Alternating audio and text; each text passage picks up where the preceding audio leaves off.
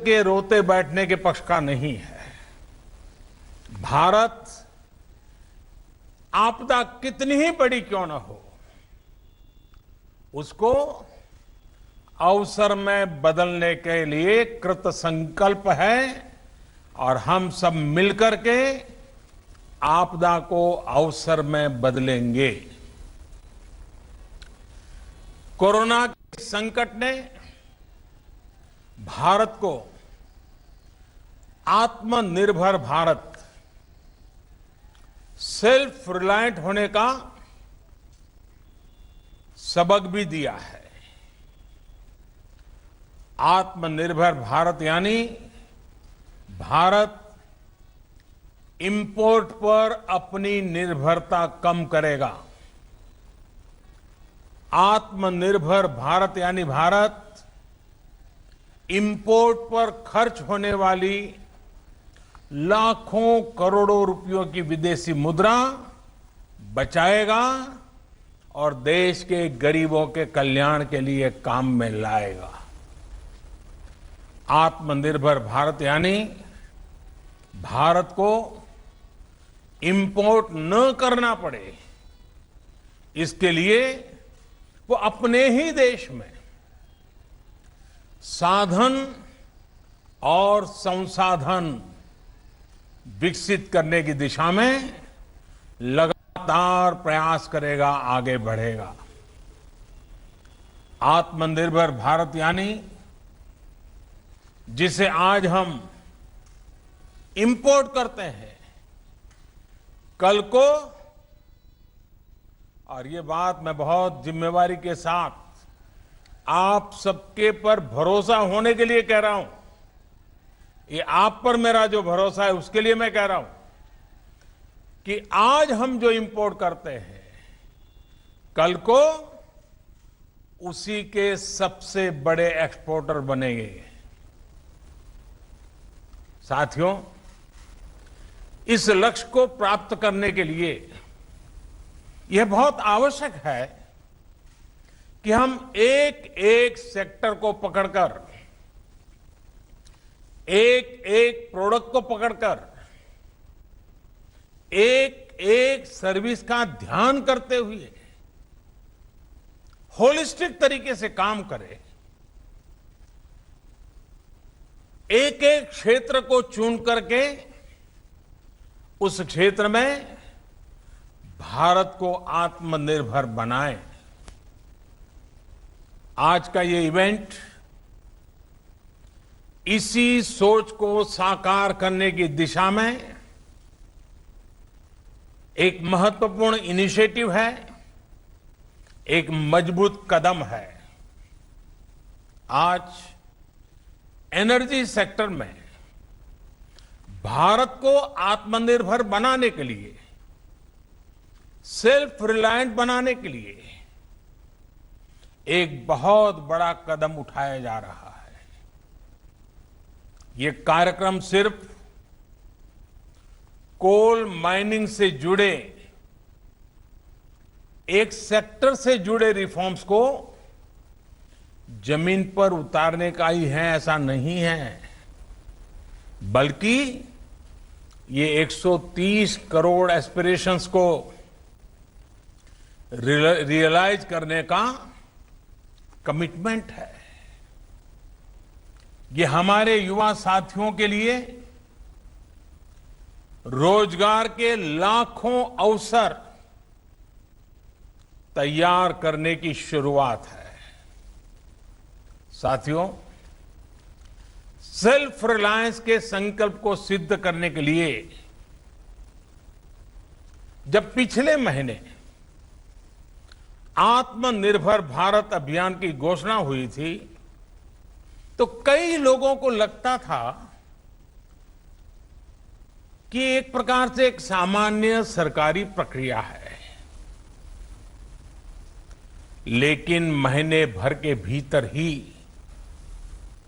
हर घोषणा, हर रिफॉर्म्स, चाहे वो एग्रीकल्चर सेक्टर में हो, चाहे एमएसएमई के सेक्टर में हो, या फिर अब कोल और माइनिंग के सेक्टर में हो,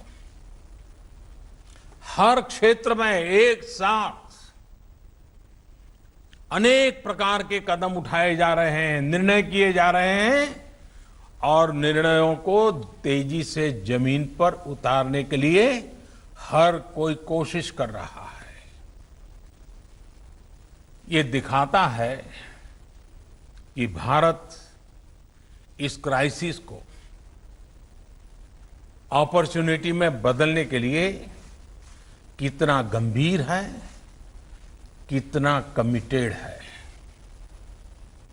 आज हम सिर्फ कॉमर्शियल कोल माइनिंग के लिए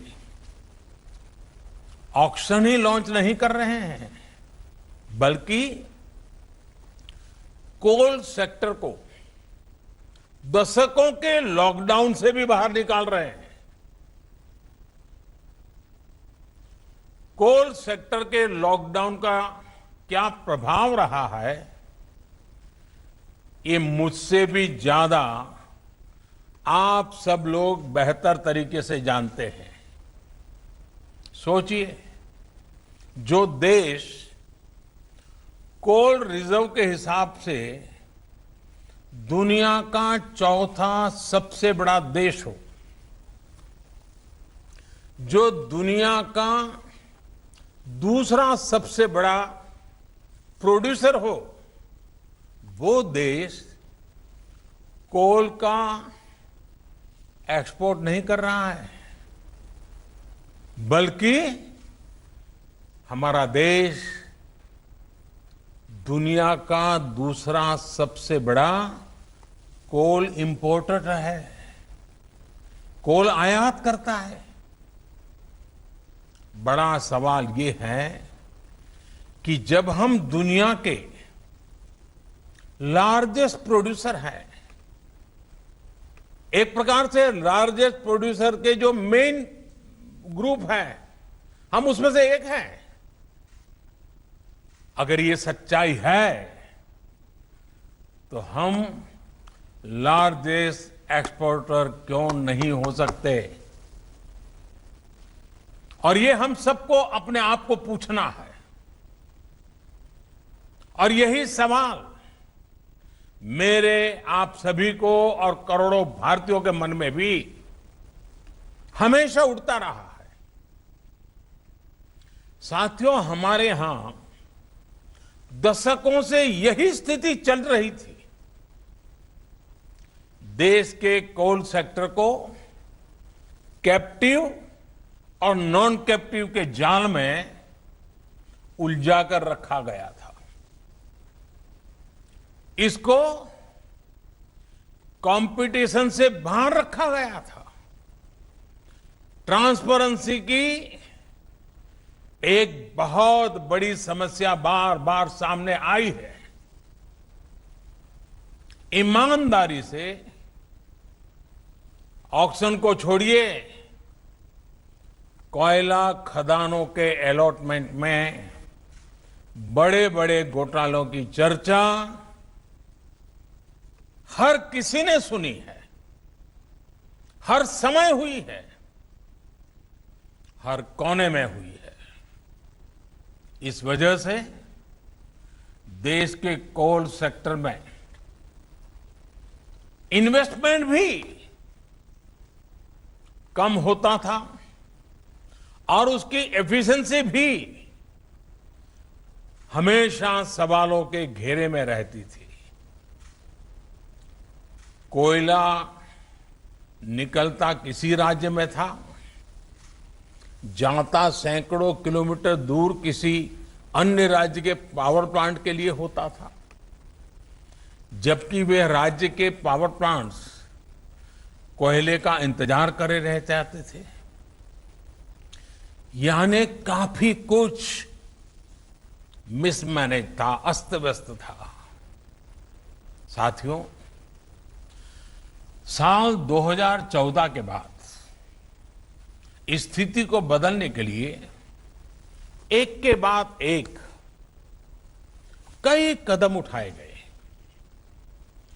जिस कोल लिंकेज की बात कोई सोच नहीं सकता था, वो हमने करके दिखाया। ऐसे कदमों के कारण कोल सेक्टर को मजबूती भी मिली। आज बड़े बड़े रिफॉर्म्स को एब्सॉर्ब करने की ताकत उसके अंदर आ रही है। अभी हाल में हमने वो रिफॉर्म्स किए जिसकी चर्चा दशकों से चल रही थी, आप लोग भी कर रहे थे, जो अपने आप को एक्सपर्ट कमेंटेटर मानते हैं वे भी कर रहे थे। अब भारत ने कोल और माइनिंग के सेक्टर में कंपटीशन के लिए, कैपिटल के लिए, पार्टिसिपेशन और टेक्नोलॉजी के लिए पूरी तरह से खोलने का बहुत बड़ा फैसला लिया है। इसका भी ध्यान रखा गया है कि जो नए प्लेयर्स, प्राइवेट प्लेयर्स माइनिंग के क्षेत्र में आए, उन्हें फाइनेंस के कारण कोई दिक्कत ना हो, उसका भी ध्यान रखा गया है ताकि नए लोगों को प्रोत्साहन मिले। साथियों, एक मजबूत माइनिंग और मिनरल सेक्टर के बिना सेल्फ रिलायंस संभव नहीं है, क्योंकि मिनरल्स और माइनिंग हमारी इकोनॉमी के इंपॉर्टेंट पिलर्स हैं। अब रिफॉर्म्स के बाद अब कोल प्रोडक्शन, पूरा कोल सेक्टर भी एक प्रकार से आत्मनिर्भर हो पाएगा। अब कोयले के लिए बाजार खुल गया है। जिस सेक्टर को जब जितनी जरूरत होगी वो खरीदेगा। साथियों, जो रिफॉर्म्स के लिए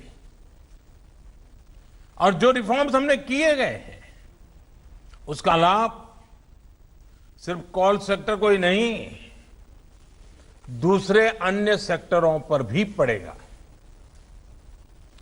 जब हम कोल प्रोडक्शन बढ़ाते हैं तो पावर जनरेशन बढ़ने के साथ ही स्टील, एल्यूमिनियम, फर्टिलाइजर, सीमेंट जैसे तमाम दूसरे सेक्टर्स में प्रोडक्शन और प्रोसेसिंग पर भी सकारात्मक पॉजिटिव इंपैक्ट होता है।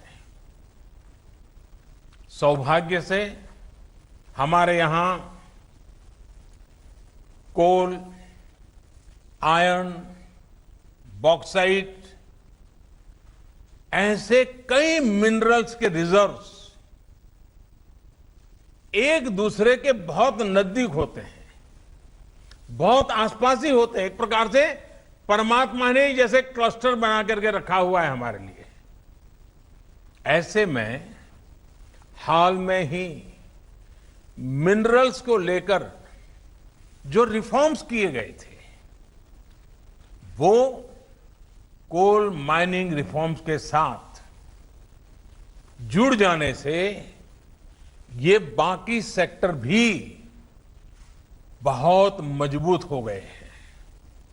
साथियों, कॉमर्शियल कोल माइनिंग के लिए आज जो ऑक्शन की शुरुआत हो रही है, वो हर स्टेक होल्डर्स के लिए विन विन सिचुएशन है।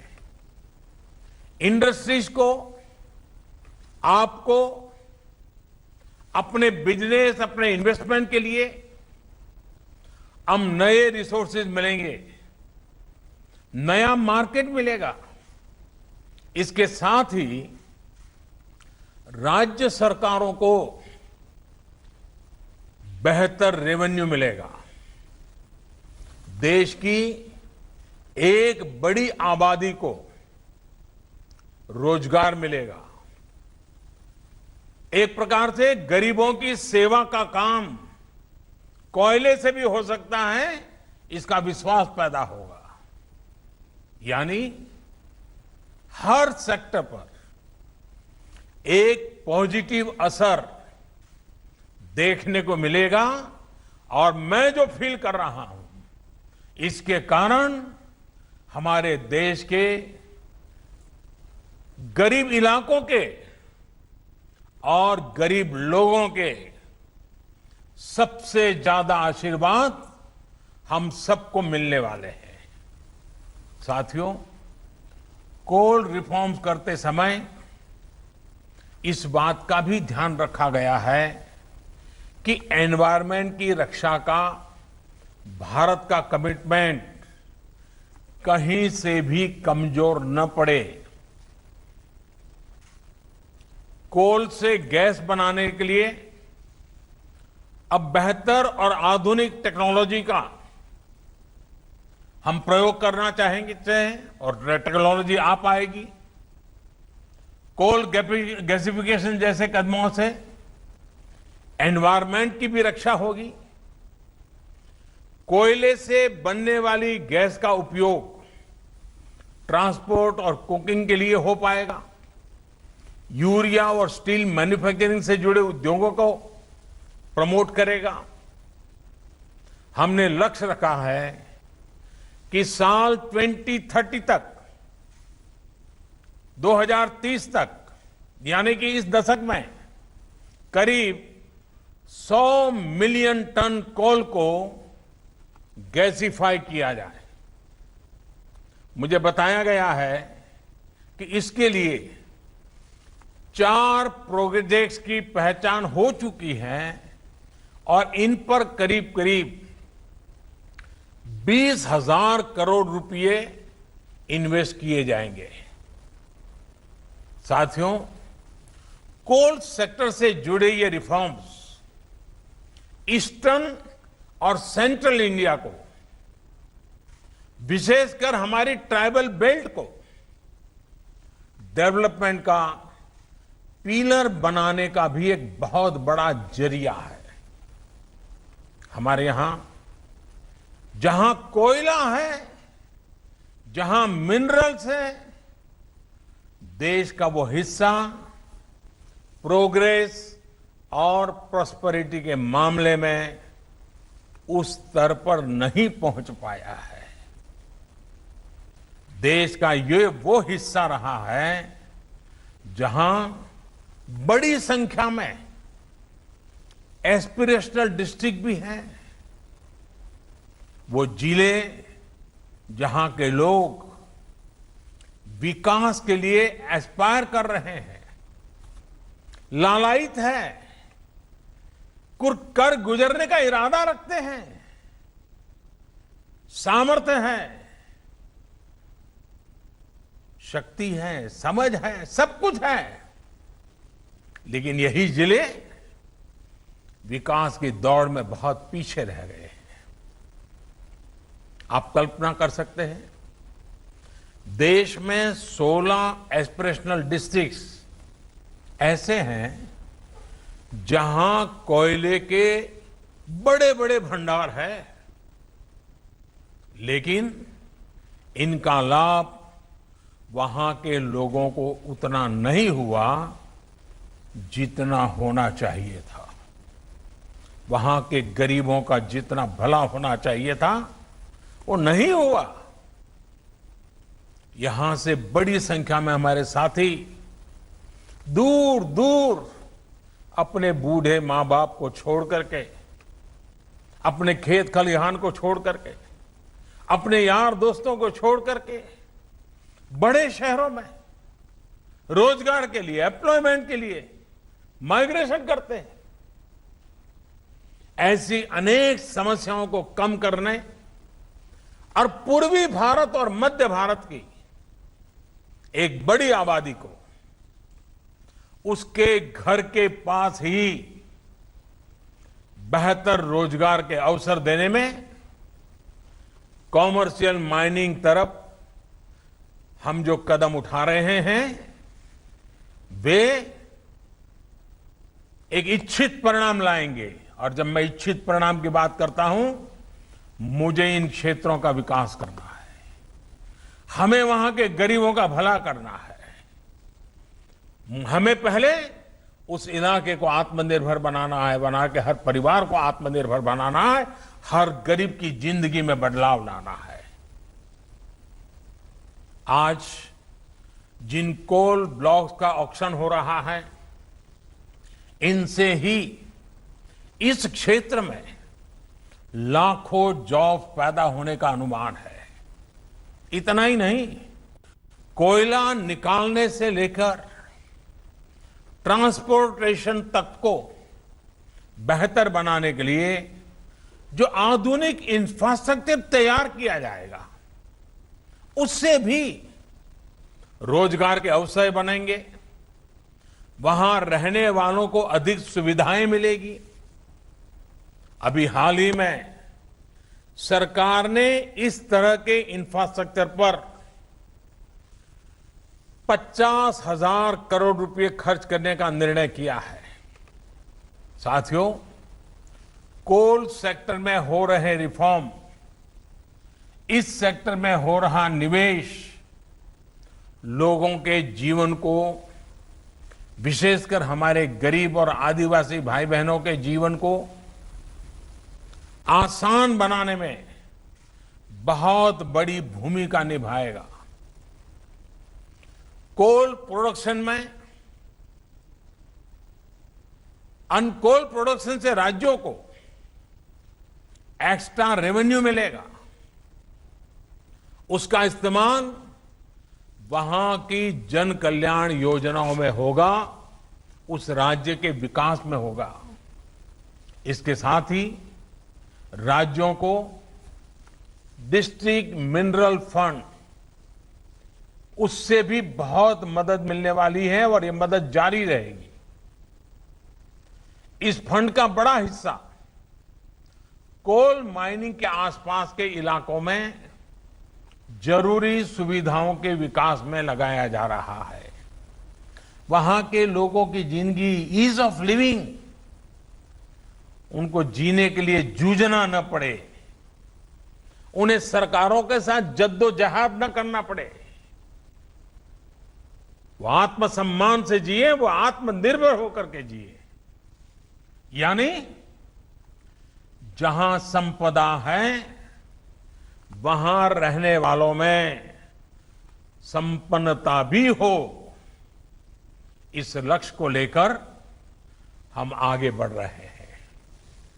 आज उठाए जा रहे ये कदम इस लक्ष्य को हासिल करने में बहुत मददगार सिद्ध होंगे। साथियों, ये ऑक्शन ऐसे समय में हो रहा है जब भारत में बिजनेस एक्टिविटी तेजी से नॉर्मल हो रही है। कंजम्पशन और डिमांड बड़ी तेजी से प्री कोविड लेवल की तरफ आगे बढ़ रहे हैं। ऐसे में इस नई शुरुआत के लिए इससे बेहतर समय हो ही नहीं सकता। पावर जनरेशन हो, कंजम्पशन हो, पेट्रोलियम प्रोडक्ट्स की डिमांड हो, इनमें मई के आखिरी और जून के पहले हफ्ते में तेजी से बढ़ोतरी हुई है। इसी तरह अप्रैल की तुलना में ई वे बिल्स, उसमें करीब 200% का बड़ा उछाल देखने को मिला है, 200%। जून में टोल कलेक्शन भी फरवरी के कलेक्शन का 70% तक पहुंच चुका है। मई के महीने में रेलवे फ्रेट टैरिफ, उसमें भी अप्रैल की तुलना में 26% की इंप्रूवमेंट दर्ज की गई है। अगर टोटल डिजिटल रिटेल ट्रांजैक्शंस उसकी बात करें तो उसके वॉल्यूम और वैल्यू दोनों में वृद्धि होनी शुरू हुई है। साथियों, रूरल इकोनॉमी भी अपनी स्पीड पकड़ना शुरू कर रही है। इस बार खरीफ क्रॉप का एरिया पिछले साल के मुकाबले 13% से ज्यादा है। इस वर्ष गेहूं का प्रोडक्शन और प्रोक्योरमेंट दोनों बढ़ा है। पिछले साल के मुकाबले अभी तक गेहूं का 11% से ज्यादा प्रोक्योरमेंट किया जा चुका है। मतलब ये कि किसानों की जेब में भी इस बार ज्यादा पैसा पहुंचा है। ये जितने भी इंडिकेटर्स हैं, मैंने बहुत ज्यादा समय लिया नहीं, कुछ कम गिनाए हैं। ये जितने भी इंडिकेटर्स हैं वो दिखा रहे हैं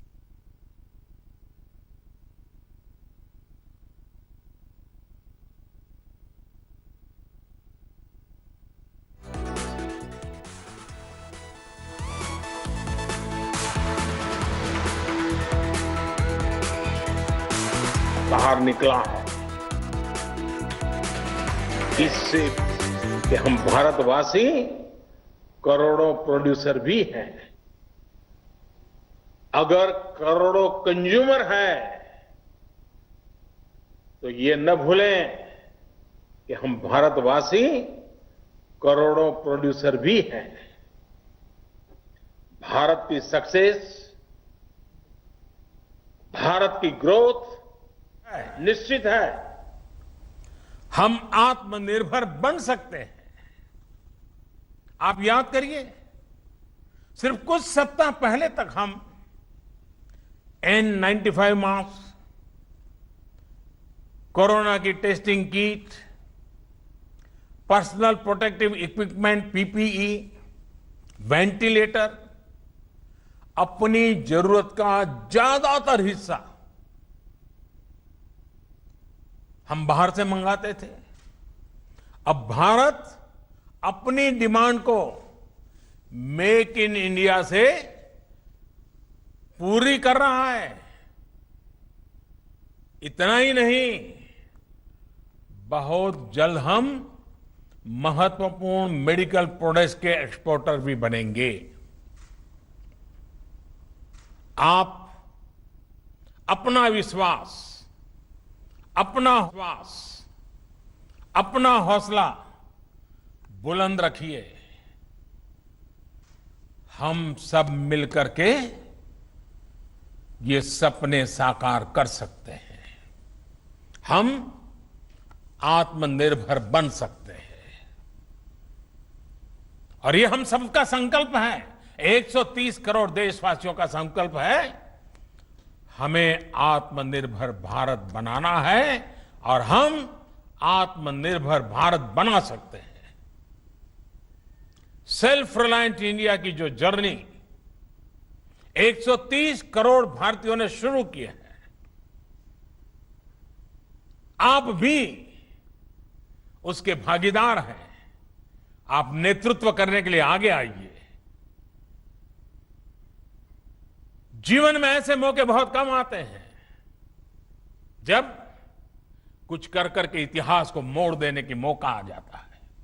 आज भारत के उद्योग जगत को, आज भारत के व्यापारी जगत को, आज भारत के सर्विस सेक्टर को लीड करने वाले लोगों के लिए इतिहास को बदलने का मौका आया है। इतिहास की दिशा बदलने का मौका आया है। भारत के भाग्य को बदलने का मौका आया है। हमें इस मौके को जाने नहीं देना है।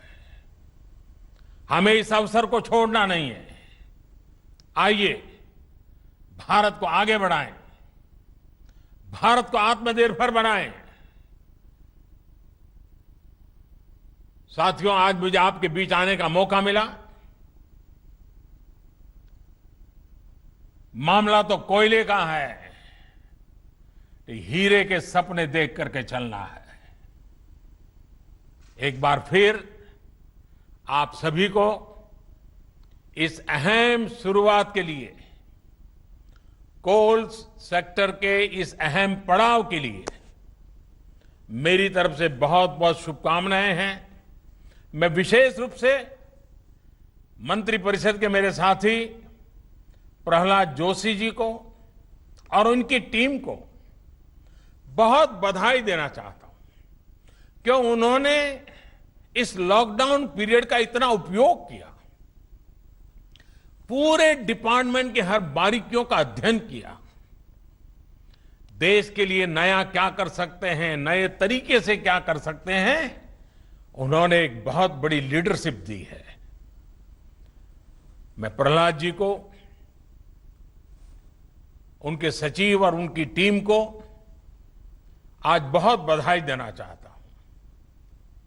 आपको लगता होगा कि आप एक छोटा सा कार्यक्रम कर रहे हैं। प्रहलाद जी, मुझे नहीं लग रहा है, मैं तो देख रहा हूं कि आप आत्मनिर्भर भारत के लिए एक मजबूत नींव आज डाल रहे हो, और इसलिए और आपकी टीम बहुत बधाई के पात्र है। उद्योग जगत के जो साथी आज यहां मौजूद है, उनको मैं फिर से एक बार विश्वास दिलाना चाहता हूं, मैं आपके साथ हूं। देश हित के हर काम में आप 2 कदम चलिए, मैं 4 कदम चलने के लिए आपके साथ हूं।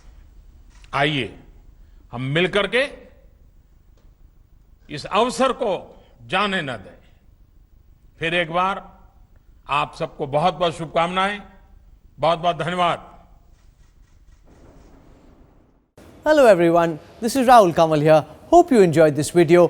For the latest news and analysis, like and subscribe the India Today YouTube channel, and don't forget to press the bell icon to stay updated.